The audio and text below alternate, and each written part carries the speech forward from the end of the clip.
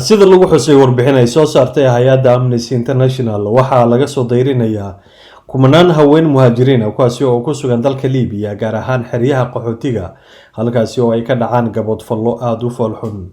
Haweenkan ayaa la weydiisaa jirkooda si ay u helaan loona siiyo biyo nadiif ah. Waxaa sidaas ku sheegtay warbixin ay soo diyaarisay Amnesty International oo guddi u dirtay goobaha lagu hayo dadka muhaajiriinta. Haweeney ku nool kaamamka qaxootiga ee dalka Liibiya ayaa sheegtay in ilaalada xerada ay weydiisteen in ay la seexdaan si ay u siiyaan biyo nadiif ah iyaduna ay u hesho biyahaasi. Waxaana caddeynta amuurtan sidoo kale ay shaaca ka qaaday haween kale oo ku sugnaa xeryaha qaxootiga oo baaritaan lagu sameeyay.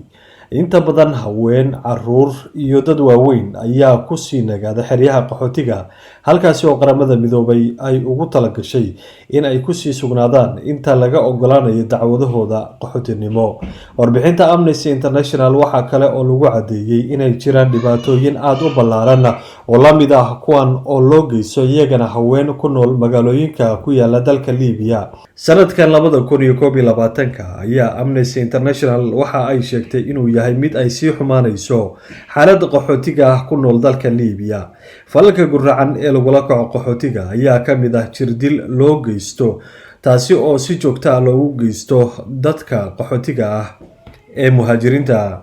Warbixinta ay Amnesty International ay sidoo kale soo daabacday waxaa kale oo lagu xusay in haween uur leh lagu geysto kufsi si joogto ah oo isxiga xeryaha lagu aruuriyo muhaajiriinta. Waxaa ka mid ah sidoo kale gabdho da'doodu ay aad u yar tahay una dhaxayso 10 ilaa 19 sano jir oo iyagana kufsi tacadiyo lagula kaco dalka Liibiya. Ma ahan oo qura ilaalada xeryaha kuwa kufsiga ku haya haweenka soo magangalay dalka Liibiya. Waxaa kale oo jira in dad deegaankooda uga yimaada amaba ay jiraan marag fara badan oo deegaanadooda uga yimaadana xeryaha qaxootiga si ay ugu geystaan kufsi ulana sameeyaan galmo haweenka qaxootiga ah ee ku sugan xeryaha qaxootiga ee dalka Liibiya. Amnesty ayaa u dirtay baaq caalami ah oo ka dhana xaaladaha guracan ee xeryaha qaxootiga ee Liibiya ka jira.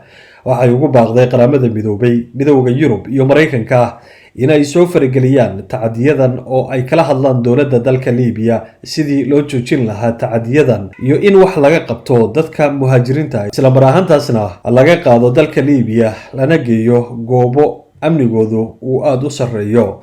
Dalka Liibiya waa marinka muhaajiriinta u sodcaala dhinacaas iyo Yurub. Waxaa mar kasta loo geystaa gabadfallo dadka ku nool amaba yimaada dalka Liibiya. Gabadfallada loo geysta ayaa ah kuwa aad u foolxun. Waxaana dadka muhaajiriinta ah ay la kulmaan tacadiyo sida jirdil iyo in la weydiisto madax furasho.